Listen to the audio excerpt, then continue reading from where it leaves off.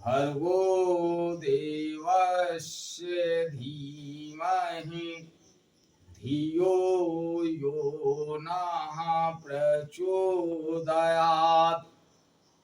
उस प्राण स्वरूप, दुख नाशक, सुख स्वरूप, श्रेष्ठ, तेजस्वी, पाप नाशक, देव स्वरूप परमात्मा को हम अपनी अंतरात्मा में धारण कर रहे हैं। वह परमात्मा हमारी बुद्धि, वाणी तथा कर्मों को कल्याणकारी मार्ग पर प्रेरित करें। परम पूजनीय गोस्वामी तुलसीदास जी द्वारा रचित श्री रामचरित मानस महाकाव्य का ये भाग नंबर 194 आप लोगों के समक्ष प्रस्तुत कर रहा हूं। आप लोग इसका श्रवण करें और अपने जीवन में सकारात्मकता लाएं। भगवान राम और लक्ष्मण महर्षि विश्वामित्र के साथ जनकपुरी जा रहे हैं। रास्ते में एक आश्रम मिलता है जो कभी गौतम ऋषि का आश्रम हुआ करता था। वहां श्रापित अहिल्या नारी की पत्थर की प्रतिमा पड़ी हुई थी। उसके बारे में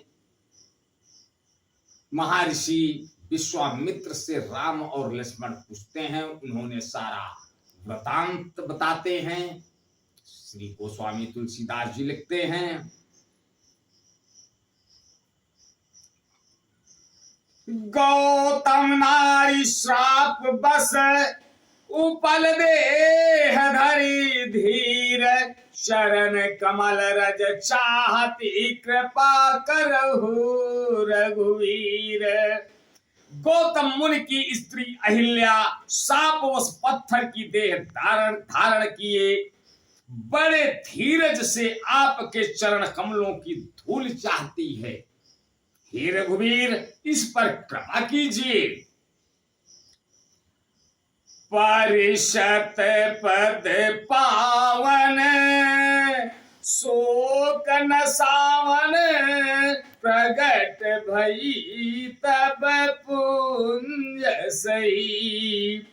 परिषत पद पावन शोक न सावन, प्रगट भई तप पुंज सही। देखत रघुनायक जन सुखदायक, सन्मुख हुई कर जोरी रही। अति प्रेम अधीरा पुलक शरीरा, मुख नहीं आवई बचन कही।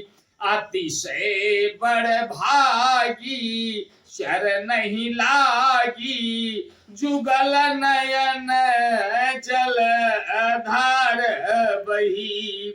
श्री राम जी के पवित्र और शोक को नाश करने वाले चरणों का स्पर्श पाते ही सचमुच वह तपोमूर्ति अहिल्या प्रकट हो गई।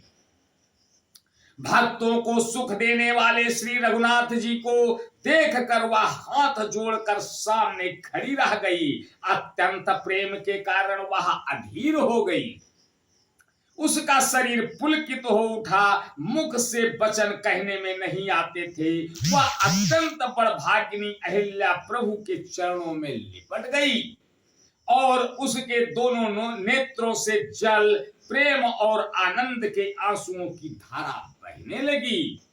धीरजु मन कीन्हा प्रभु कहूँ चीन्हा, रघुपति कृपा भगति पाई।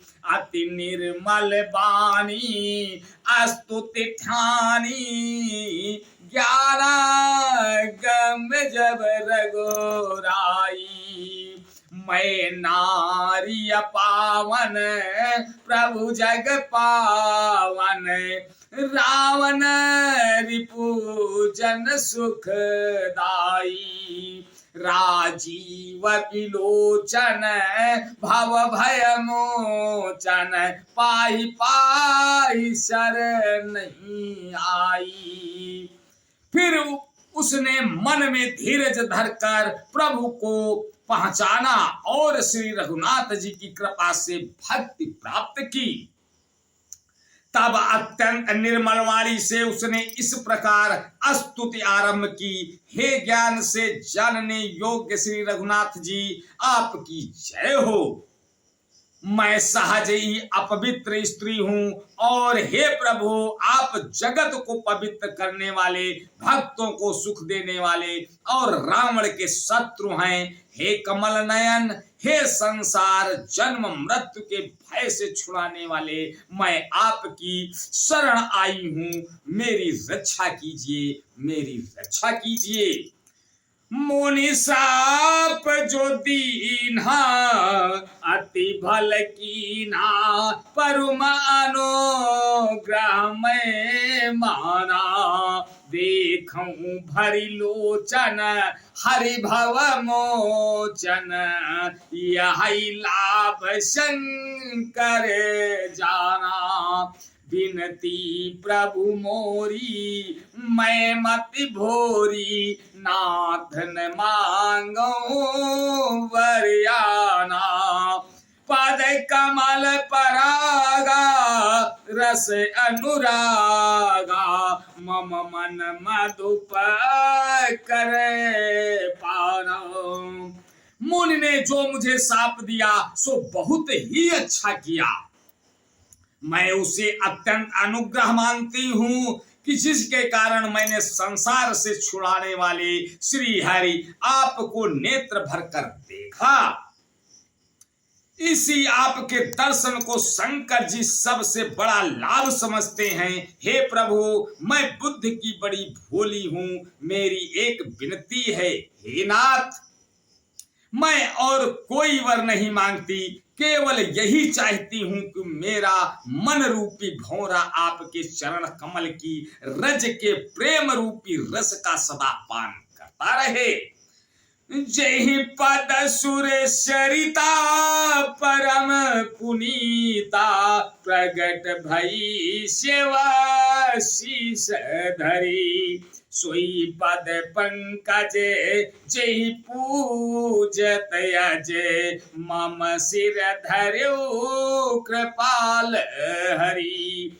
यही भांति सिधारी गौतम नारी, बारी बारी हरि चरण परी।